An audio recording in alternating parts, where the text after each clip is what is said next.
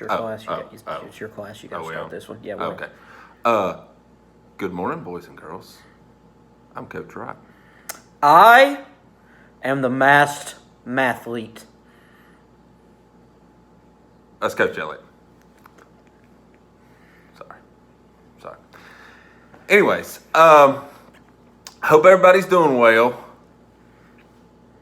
during this odd time, to say the least. It's not an even time. Little math joke. Mathletes. Anyways, today what we're going to do is I'm going to post this video. I'll send it out to you on Remind. Please make sure if you're not signed up for Remind, or one of your friends is not signed up for Remind, that they get signed up. You can also, copy the link, obviously, and text it to them. And we got to make sure, like I said, we've got to keep going on in this class, the Math 113. So just be patient. I'm going to be patient with all of you. We'll get through this. Today's lesson, as you can, is brought to you by Clorox wipes. Today's lesson is actually brought to you by Clorox wipes. Because fun fact about these: if you punch a guy in the parking lot and take them out of his buggy, it really ticks him off. Clorox. Thank you. These come in handy to erase this math. But anyways, but for this lesson, we will be doing lesson 5.1 in your mathematical textbooks, or the handout I gave you. So it's on page 196. 196. And this is lesson 5.1, and it is the fundamental identities. Even sounds fun. Fundamental. We're fun and we're mental. Can we say that? We just did. Okay. So, anyways, let us begin. I want to take that and slide it a little bit closer, man. We can.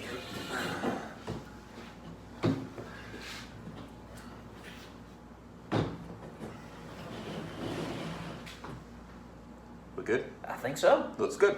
All right, guys. So can I be Vanna here? Yes. Yes.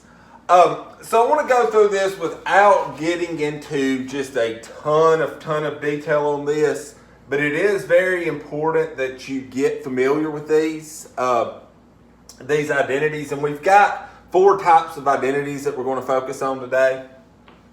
The first one is the reciprocal identities, and you should be fairly familiar with these already. Remember, we've always talked about the reciprocal functions: sine, cosecant, cosine, secant, and tangent, cotangent. Duh. So that's what these are, okay? And here we're just focusing on these 3 for today, and we're focusing on the ones that are not the common ones. So opposite of sine, cosine, and tangent. So cotangent, as you would expect, is 1 over tangent. Secant is 1 over cosine. And cosecant is 1 over sine. All right, so that's, that's not too bad to understand. We should have a pretty decent understanding of that already. The quotient identities. Now, these are 2 identities that, if we think about, we can understand. Okay, so don't get lost in this. I'm trying to think so I can understand. I got nothing. Okay. Thank you. What? Tangent. The first quotient identity we're going to deal with is tangent. Tangent is the same thing as sine over cosine. Now, why is that? If you think back, remember, we know that sine of theta in the unit circle, sine of theta is equal to y. Cosine theta is equal to, say x. X gonna give it to you. Therefore, tangent is equal to y over x. Sine's y, cosine x, tangent the y door. over x. Open up the door, it's real. Up in here, That is another hit by DMX. cotangent is the reciprocal of tangent. Therefore, if tangent is sine over cosine, cotangent is cosine over sine. Thank you. The Pythagorean identities. He's got a theorem that is like phi, Fire. straight phi. We have three of these. The first is sine squared plus cosine squared is equal to 1. The second one is tangent squared plus 1 is equal to secant squared. Lastly, 1 plus cotangent squared theta is equal to cosecant squared theta. Now, understand, these are just our basics. We can manipulate these, okay? Just how you would work any equation, we can move this cosine over. Sine squared could be equal to 1 minus cosine squared. There's various ways to manipulate them, but these are in standard form. We'll call it standard form. It's not really standard form, but this is the way you'll see it. Originally, it can be manipulated. It can be changed, okay? And that we'll see that when we start verifying and doing various things of that nature. The last one are the even and odd identities, okay?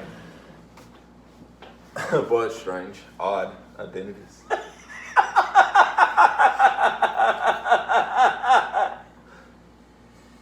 Sine negative theta is equal to negative sine theta. Guys, get these down, okay? Make sure you have these down without graphing them out, okay? We're talking about even and odd functions. So when we plug in negative x, you get out, if you plug in negative x into a function, you get out exactly the opposite. Then that's called a negative or an odd function and vice versa. So kind of a difficult concept to understand, especially coming from, looking at this video right here without being in the classroom and kind of showing it on paper. But just make sure that you get down these 6 even and odd functions, and we'll kind of look at them and be able to manipulate them and talk a little bit about them when we start looking at solving some problems. Okay, so we're not going to focus a ton on these. They are very important, but it'll be minimum as far as how many of these we work on. Okay, so again, make sure that you get this stuff down. Okay, this is very important that you get all of this down. If you look in your textbook, guys, it is on page 197. Okay, if you do not have your textbook with you,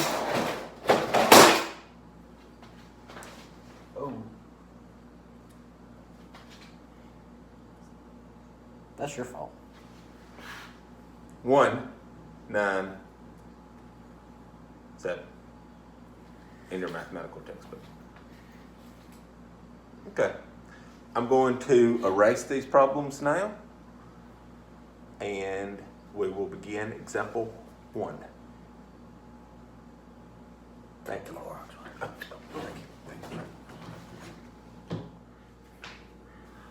right. The masked mathlete left. So let's get this mathematical party started.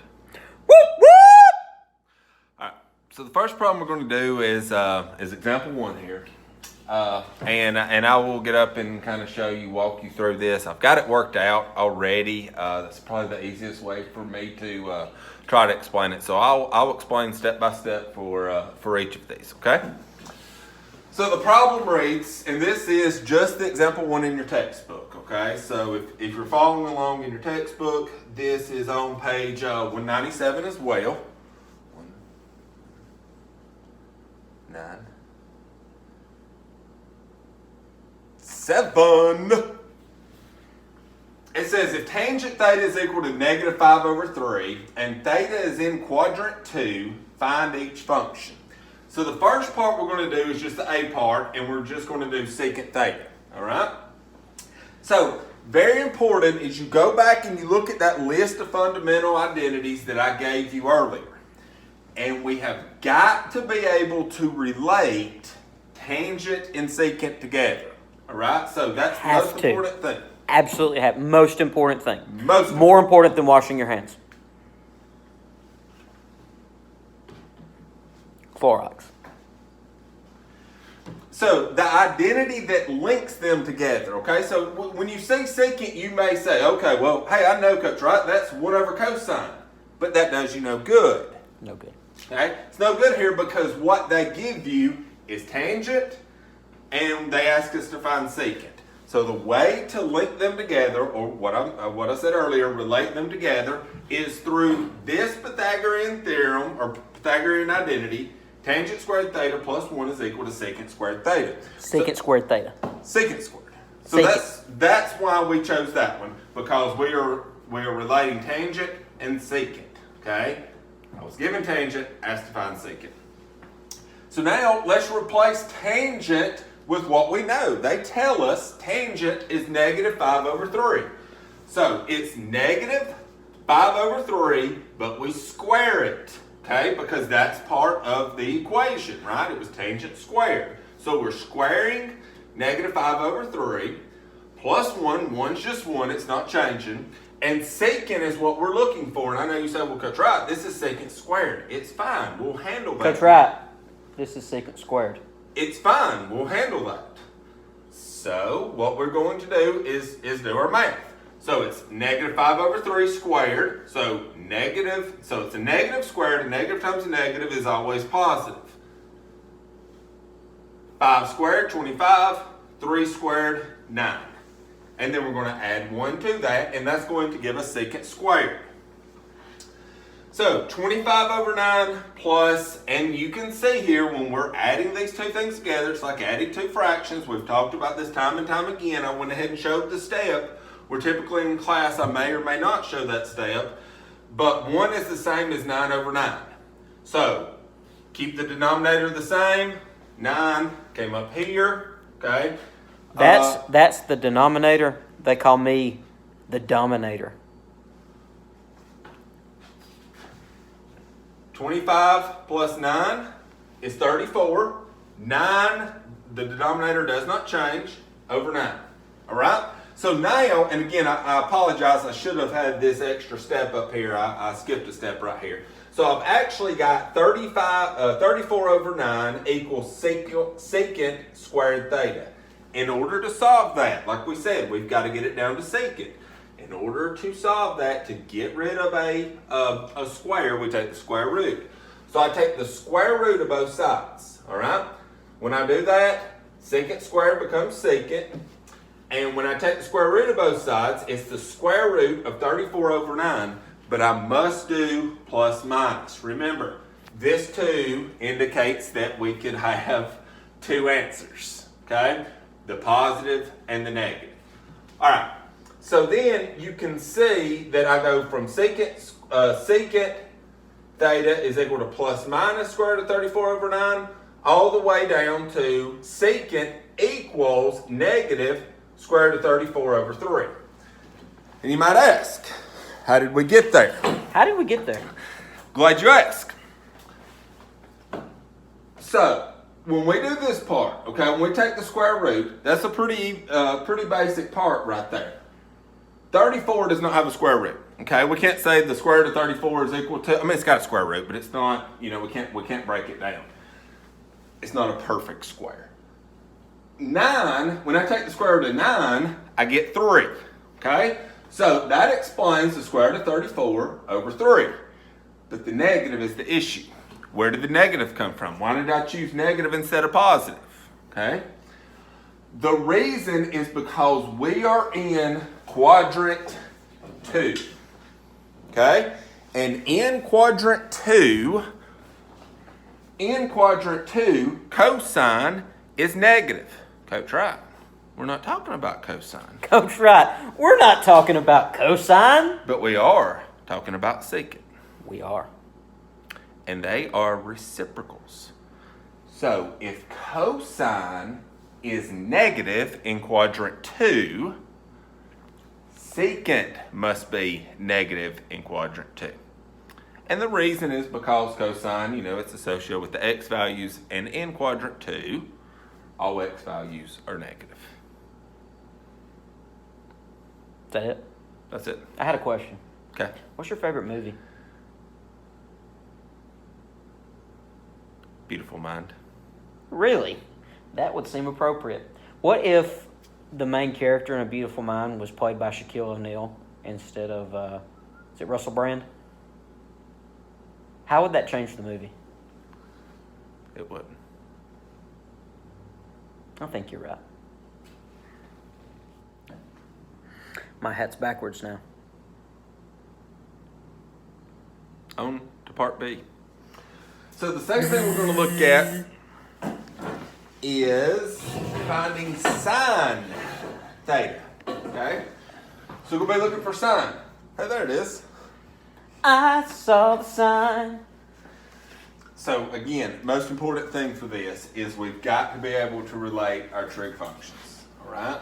So for now, doing sine, we know tangent, which in turn means we also know cotangent. That's not, not the most important thing right this minute, but if I know tangent, I know cotangent. You know what is the most important thing at this minute? That we relate the trig functions. Social distancing. It's very, very, very important. 6 feet.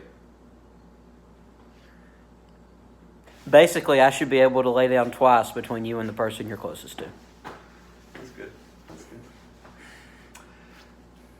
So, from example 1a, we know secant. So, in terms of this, we know tangent, we know cotangent, we know secant, and in turn, we know cosine.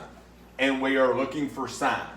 So, in order to find sine, we are going to use the relationship tangent, the quotient identity. Tangent theta is equal to sine over cosine. Right? So, we're looking for sine. Do we know tangent? The answer is yes, we do know tangent. Do we know cosine? At first glance, you say no, but No. If we know secant, we therefore know cosine.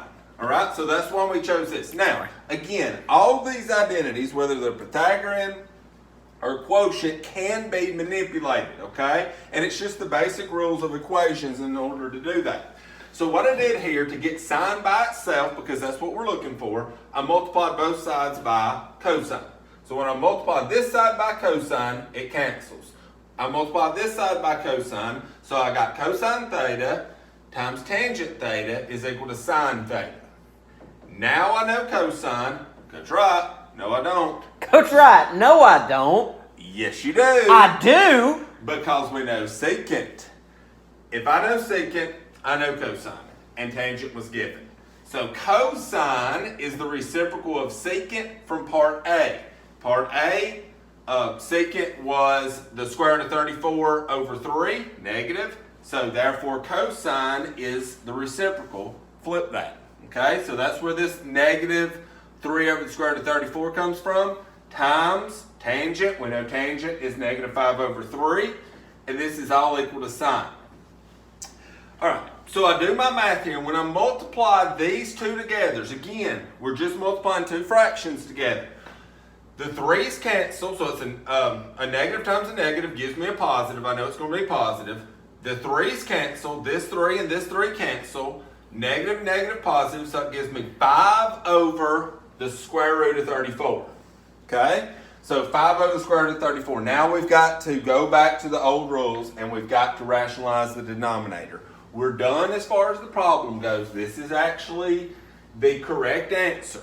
Okay? This is actually the correct answer, but we need to rationalize it. And to rationalize it, we multiply the numerator and the denominator by the square root of 34. Okay, so it's square root of 34 over the square root of 34. Again, gives us 34 on the bottom, 5 square roots of 34 on the top. Our answer is 5 square roots of 34 over 34. That's really interesting. I feel like I'm learning something today. Wait till C part. See you there. I turned my hat around again for Forward. the brand. Right for the brand. Yeah, for the brand. 1C. Last one we're going to look at, guys, and girls, is... Before you get started, Sorry. did you ever watch like Home Improvement? Tim Allen, Yes. Patricia Richardson, I believe, Zachary Taylor Thomas. Pat and Zach, yeah. Yeah. I feel like you're Tim the Toolman Taylor right now, and I'm Al. But now that I've said this out loud and I thought it was hilarious, they're not going to understand this reference at all. No. Okay, go on. 1C. We got to find there it is. Cotangent negative theta. So here, this is the part that's relatively new to you, is we haven't talked a whole lot about even and odd functions as it relates to the trig functions. Okay, but it's not that bad. Okay, don't be scared. So what we're going to do is, again, we always want to try to relate what we know to what we're asked to find. Okay? Yes. I'm scared of spiders. I know that. So I know that cotangent negative theta, the inverse of that, the reciprocal identity is, if the reciprocal of cotangent theta is 1 over tangent theta, therefore the reciprocal of cotangent negative theta is 1 over tangent negative theta. So if this is negative, this has got to be negative. If this is not negative, then it's not going to be. Okay, so it's just the same as the reciprocal identities that we've been talking about forever, but we've got this negative theta there. All right? So, and the reason I related these, obviously, is because tangent was given in the problem. All right? So now I know that cotangent negative theta is equal to 1 over tangent negative theta. All right? From our identities page, the other page that we looked at earlier that you should have written down, from right here. Okay? From right here. There's a glare, but... They should have wrote it down. So we know that tangent negative theta is equal to negative tangent theta. And I wrote it down right here, so we're good. Tangent negative theta is the same thing as negative tangent theta. So this is 1 over negative tangent theta. I know tangent theta. I know it. Therefore, I know negative tangent theta. So negative tangent theta is 1 over, write down the negative, drop it like it's hot, as we say. Tangent theta is negative 5 over 3. So that is 1 over negative 5 over 3. Negative gives me positive. So that's 1 over, as we move up here, 1 over 5 over 3. Again, cotangent negative theta is equal to 1 over 5/3.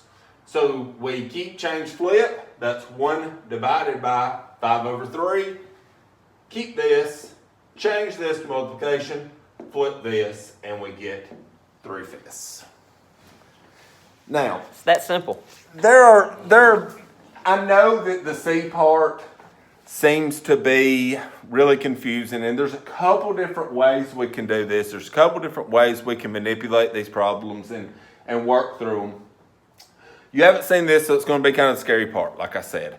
But it's not that bad, okay? Relax on those. Don't get carried away. Don't get caught up in those. The even and odd identities sometimes can give students problems, but we're going to keep it pretty basic on those, okay? As you can see, I've written your assignment on the board. I'd like for you all to do. Sorry about the cough there. Page 200, 11 through 21 odd. 31 through 37 odd. And like I said at the beginning of this video, I'm going to be sending these out to you. I'll send them out on Remind. There'll be a YouTube link, hopefully. Yeah, we're working on that. Yeah, so we're working on that, or Coach Elliott is. I'm not. But we're going to send that out. Share it to everybody that's in the class. If you know they're not signed up, or if they're not signed up for Remind, just make sure to ask your friends. If they're not in the class and you think they'd like to learn some math, you could share it with them as well. Yeah, I mean, share it to everybody. Yeah. Post it on Snapface.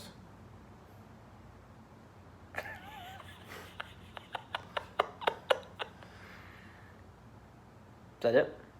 That's it. Stay safe. COVID class 1 In the books. on the board. Roll Tide. War Eagle.